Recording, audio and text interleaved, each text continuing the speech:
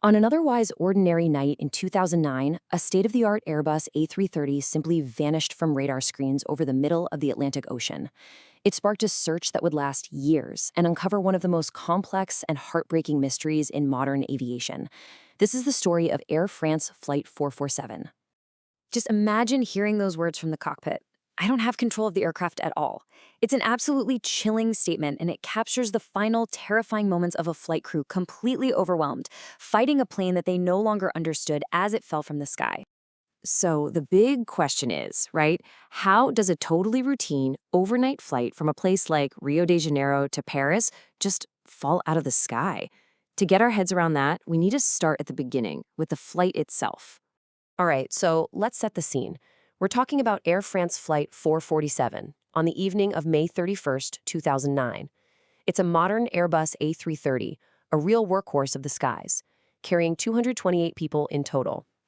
I mean, on paper, this flight is about as standard as it gets. And in the cockpit, a ton of experience. You've got Captain Marc Dubois, who had close to 11,000 flight hours. He was backed up by two first officers, and they had thousands of hours between them.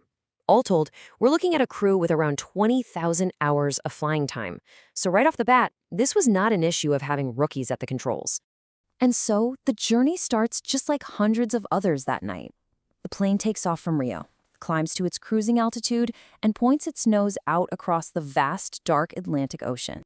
For hours, everything was, well, boring. And in aviation, boring is good. The plane was on autopilot, just humming along at 35,000 feet.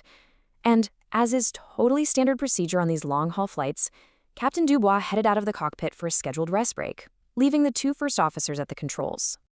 Okay, now here is a really critical piece of the puzzle. The flight path was taking them directly into something called the Intertropical Convergence Zone. You can basically think of it as a massive belt of nasty weather that circles the equator. It's notorious for huge thunderstorms and, this is key, the risk of high-altitude ice crystals, which can be a real problem for any aircraft. And it was right there, inside this volatile weather, that a tiny, almost unnoticeable event kicked off a catastrophic chain reaction, a domino effect that would completely overwhelm a highly experienced flight crew in just a matter of minutes. So let's break down exactly what happened. First, those ice crystals I mentioned, they clogged the plane's pitot tubes. These are small, crucial sensors that measure how fast the plane is flying. With those blocked, the flight computers started getting total garbage data, and the computers, not knowing what to believe, did exactly what they're programmed to do. They gave up. The autopilot disconnected, the autothrust disconnected, an alarm started blaring, and suddenly the plane was in the pilot's hands. Now, without reliable airspeed information, and with the plane suddenly in manual control, the crew was now vulnerable to a really dangerous situation called an aerodynamic stall. So what's a stall? It's when the plane's wings are tilted up at too high an angle to the oncoming air. They stop generating lift. An airplane in a deep stall isn't flying anymore, it's falling. What happened next wasn't a failure of the airplane's engines or its wings. It was a failure of understanding.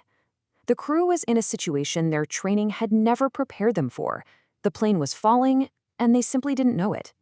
The speed of this whole event is just terrifying. Look at this. From the moment the autopilot clicked off to the final impact, only 3.5 minutes. That's it. Less than a minute into the crisis, a stall warning started blaring through the cockpit. The captain rushed back in, but even he couldn't break through the confusion in time. And this, right here, is probably the most tragic detail of the entire event. The pilot flying, First Officer Bonin, reacted to the chaos by pulling back on his control stick, trying to get the nose up. But that is the absolute opposite of what you need to do to fix a stall. Meanwhile, the other pilot, Robert, was intermittently pushing forward, trying to do the right thing. But because of the Airbus design, the two control sticks aren't physically linked. They couldn't feel what the other was doing. They were fighting each other for control, and they had no idea. And the result of that confusion? A truly catastrophic rate of descent. The plane was dropping at more than 10,000 feet per minute. It was like an elevator with the cables cut. And yet, because the nose of the plane was still pointed up at the sky, it likely created a bizarre illusion inside the cockpit, masking the terrifying reality that they were falling straight down. For 2 long years, the world was left with nothing but questions. The truth lay miles below the surface of the Atlantic. and it was going to take one of the most difficult and expensive deep-sea recovery missions ever attempted to find it. I mean, just look at this contrast.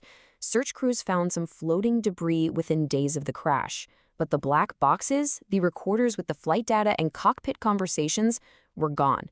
It took nearly 2 years of meticulously searching a vast underwater mountain range, almost 13,000 feet deep, before they were finally found. So what did the investigators find? The French Air Safety Agency, the BAA, confirmed the whole sequence. It all started with those iced-over pitot tubes. But the real cause was human, not mechanical. The crew was completely surprised by the sudden disconnect. The pilot flying kept pulling the nose up. They never ever realized they were in a stall, and so they never performed the correct recovery maneuver, pushing the nose down. The tragic conclusion was that their training just hadn't prepared them for this bizarre high-altitude scenario.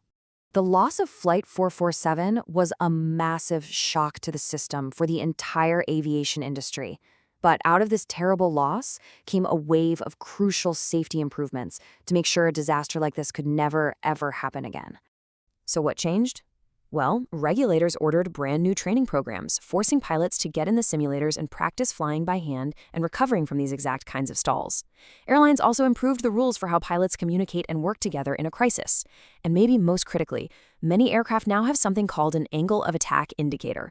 It's a simple gauge that directly tells the pilots how close their wings are to stalling, removing the deadly confusion that doomed Flight 447.